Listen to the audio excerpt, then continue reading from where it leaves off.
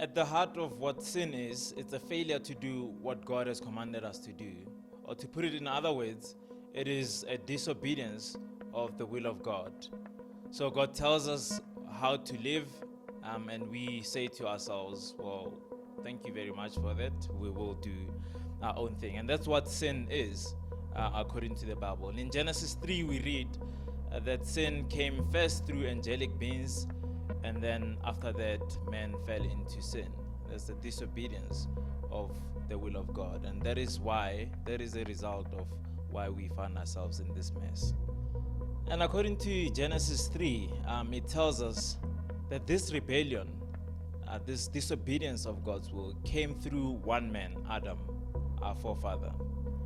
And everything that happened after Genesis 3, when Adam chose to rebel against him, when God said, I want you to live this way, and he said, well, thank you very much, I will choose to live my way. All of that has impacted the way in which we live and the nature and the state of our world today. So if you look at the brokenness of our world, if you look at all the hurt, all the pain, that is because of a result of human rebellion, when we spat on God's face and said no to his rules. And I don't know what you think, but I think sin looks like such a boss problem, and I think it needs a boss solution. And you and I have tried so many things to try to solve this problem. We've tried to enhance ourselves as a human society. Think about all the technology that we've managed to enhance, and yet we still are as sinful and as broken as we were 300 years back. All of our advancement in psychiatric treatment, psychology, all of those things are there, but yet it seems like we're going deeper and deeper into this ditch of sin. So we run to these gods, we run to these things as if they were God to really bring us help. I myself have tried ancestral worship. Growing up, that was the solution to the deeper problem that we all knew that we had. And none of those things helps, and none of it helped me. And the Bible tells us of this great solution. God begins, as it were, in the Old Testament, a mission to rescue his people and to bring them back to himself.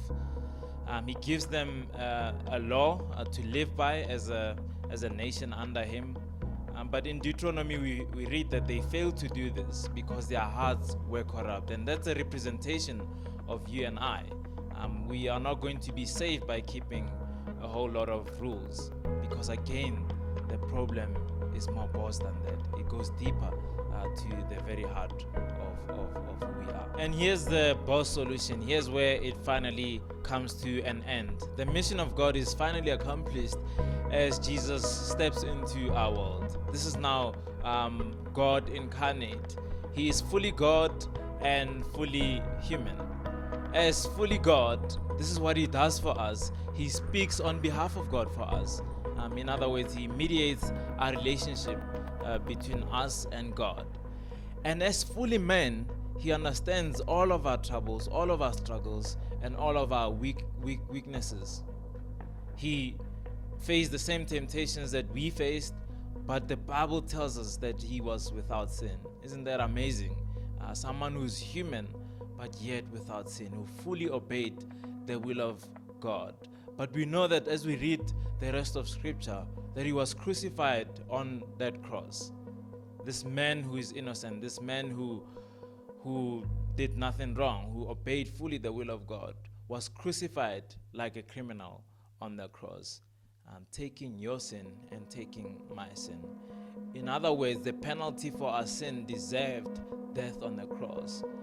But we don't have to take it because Jesus takes it upon himself.